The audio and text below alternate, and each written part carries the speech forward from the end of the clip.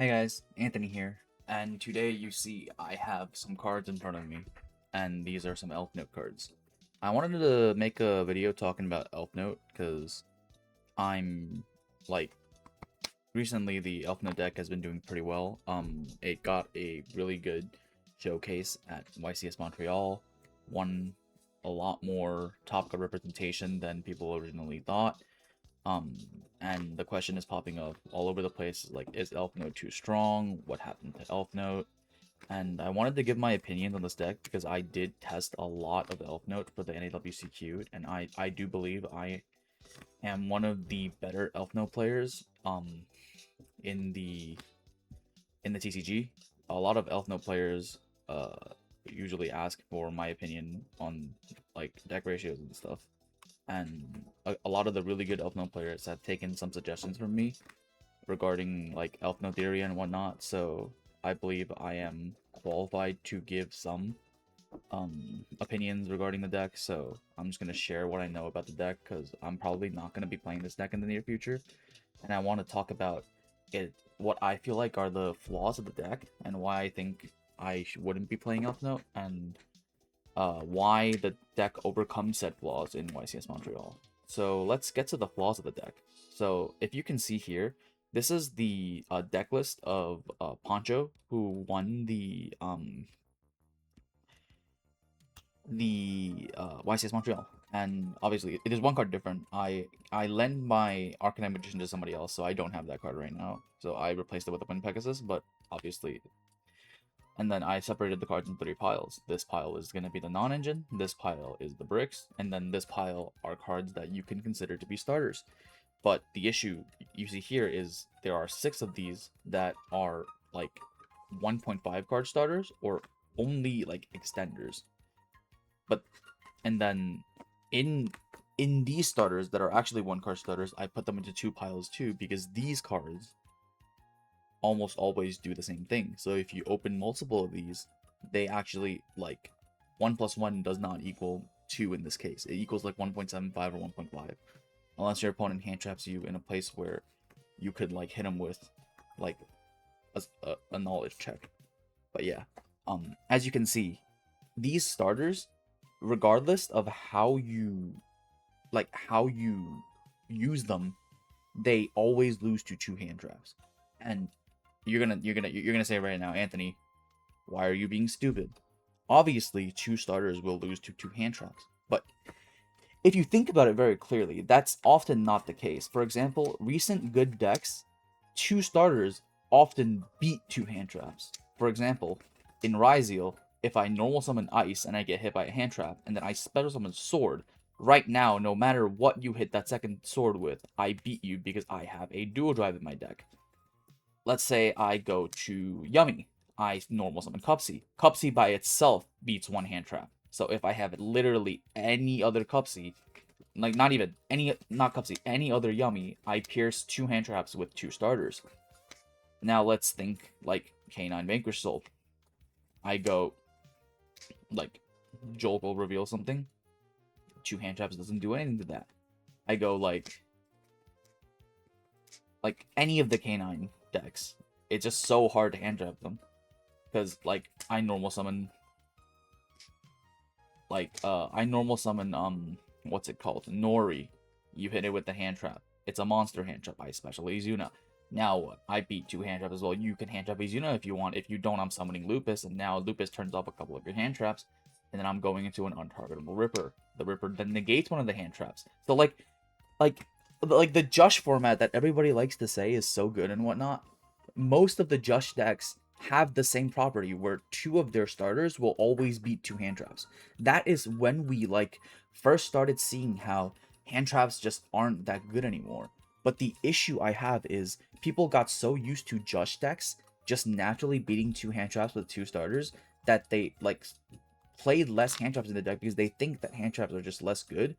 And to an extent they are less good because, like, for example, if you play against Branded or if you play against Cool Tune, a lot of the times their 2 starters also beat 2 hand traps.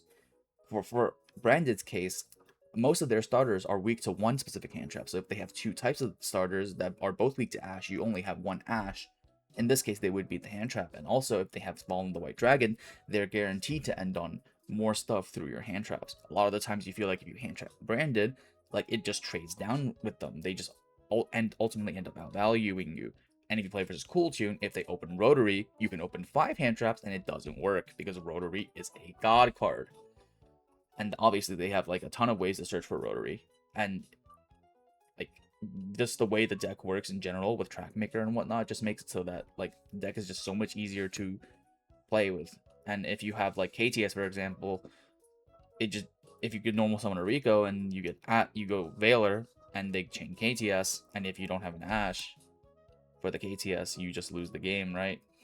And the fact that KT can like use their hand traps as like synchro material just means that they're just so much more likely to have like hands where every single card is live.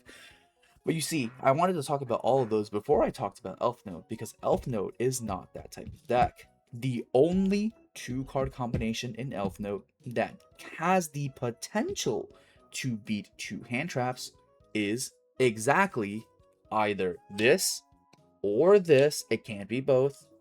And this. You heard it right. Only these 2. Every other 2-card combination of any starters and extenders will lose to 2 common hand traps. It's not even in Branded's case where they lose to the same hand traps. They will lose to different hand traps. Watch. Let's say I open a pretty good hand. I open Medius and I open Lucina. I special summon Lucina. Lucina effect and it gets hit by a Veiler, or it gets hit by an Ash Blossom. I go normal summon Medius. Medius gets hit by basically the same thing. A Veiler, an Imperm, a Purge, or an Ash Blossom, or an Impulse. I do not have any more plays. I don't run anything that can link these 2 into. But if I was playing, for example, Yummy, or if I was playing Draco Tail, or if I was playing Canine, or if I was playing Branded, or if I was playing Cool Tune, any of these balanced mid-range decks, I'm not going to make that joke anymore. Okay, fine. Any of those decks of before, I would probably have been able to beat it. For example, if I played Ryzeal, I probably would have been able to beat it too. Malice, I would have been able to beat it too. But Elfnote doesn't beat it. In fact, there are very little extenders I can have apart from like this that can actually do anything in this case. The only one I can think of are these 2. So I would have to open a very specific hand of like this to play through like 2 hand traps. And you might say, oh, I'm nitpicking. There's like a bunch of like cases where this doesn't happen. For example, what if I had Ash Blossom and Bell, and it's these 2, and famously, as everybody likes to say, if you don't Ash Blossom Terminus, you probably don't have the ability to like stop it anymore. You need what if I just happen to have Ash and Bell and you special summon Lucina and I have to Ash? Well, guess what? My second point. This card sucks in Elfnote. This card sucks in Elfnote. You might have played against Pure Power Patron, you might have played against Doomsday, where this card is like the best card in their deck. And that's true. Because why? Because Jupredo is a good card. Because Nervetto is a good card. Do you know what this card is? This card is a piece of shit. This card doesn't do anything. This card draws 2 cards. Yes, it's good because it draws 2 cards. But other than drawing 2 cards, this card doesn't do anything. I want to rip this card. This card is so bad. This card gives nothing on the field. This card's on-field effect does nothing. It doesn't give you any value. It only gives you access to resources you've already used. It only gives you access to names and once per turns you already used. This card is bad. Therefore, the only purpose this card serves is getting a Medius. And guess what? Medius loses to everything. Because, obviously, if you're a human being, after your Lucina gets ashed, you will activate this card. And because Elfnote has literally 0 targets that are worth sending to the graveyard, because they don't have Jupredo, they don't have Nervetto, they have this piece of shit right here that doesn't do anything.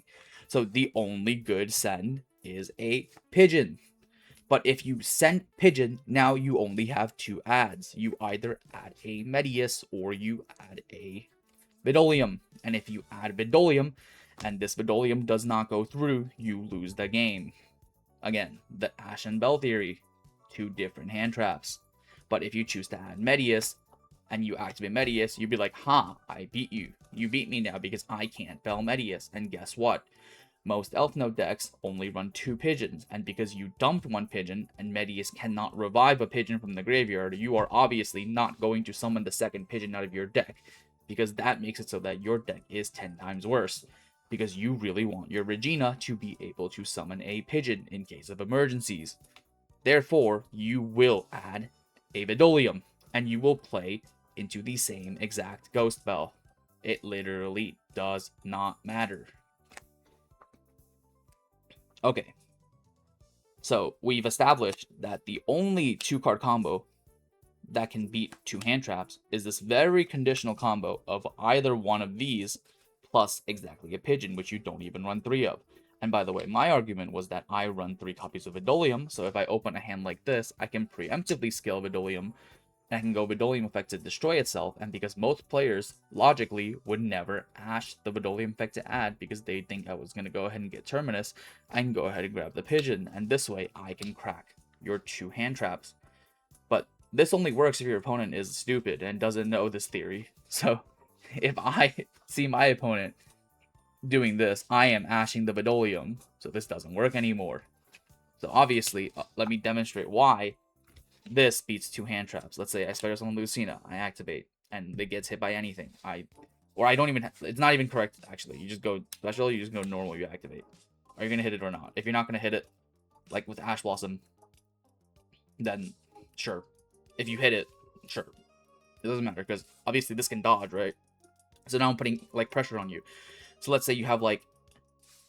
Oh, that's why I want to say. It doesn't even beat all 2-card hand traps, because if you have, like, Ash plus Ogre, or, like, Ash plus Harmonia, I still just lose. Or, like, Veiler plus Harmonia. Like, this has to not get hit by an Ogre or Harmonia for this to, like, beat 2 hand traps. Otherwise, this still loses to 2 hand traps. By the way, this is why this deck is ass, because the best 2-card combo in your deck still loses to, like, half of the 2 hand trap combos. This only beats, like, the really weak 2-card trap combos. For example, you have 2 Veilers, and I go activate, and you go Veiler, and I go chain, and you go Veiler, and then now I go hit 7, and I full combo you. Yay, I win.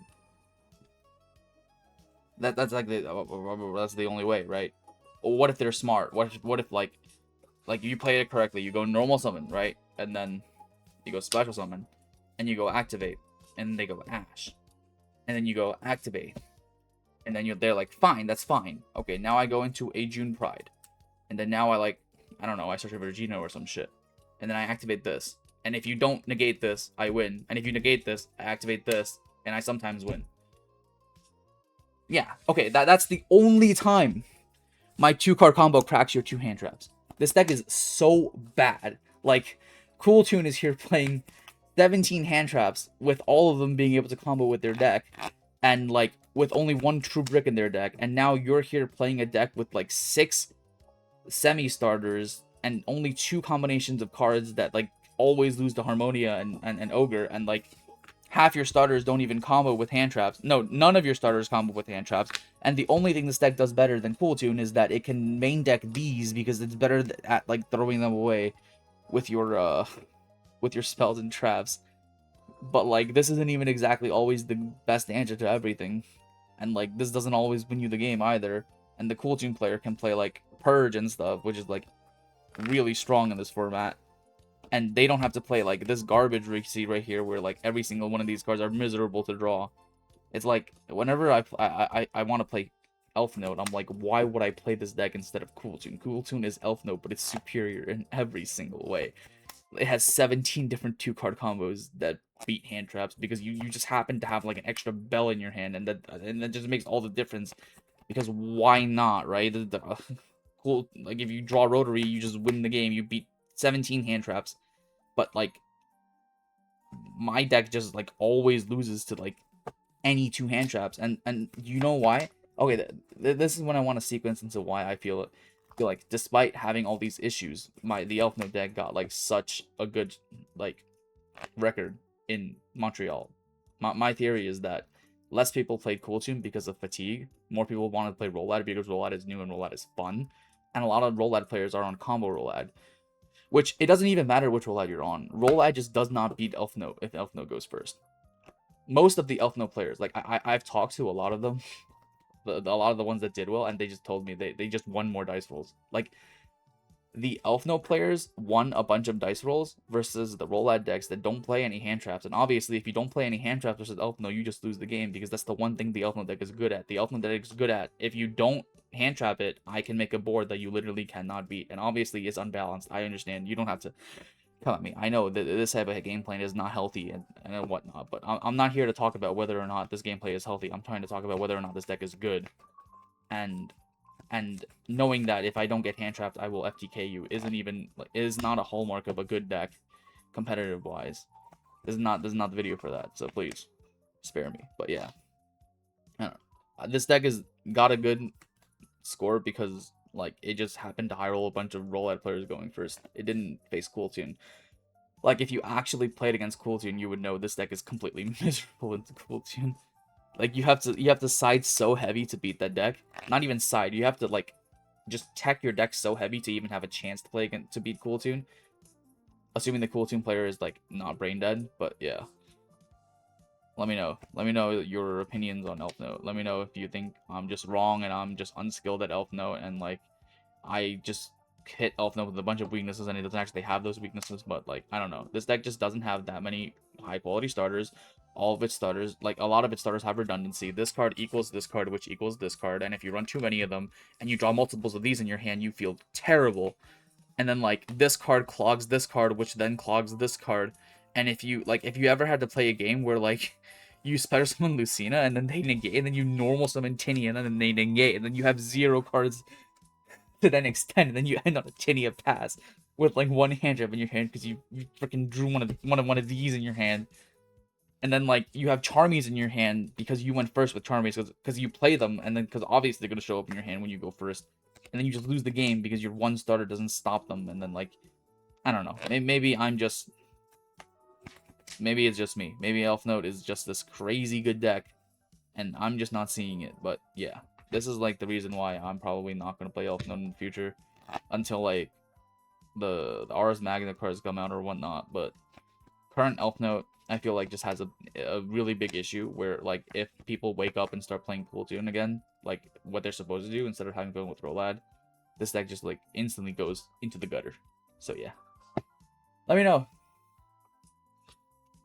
Ciao.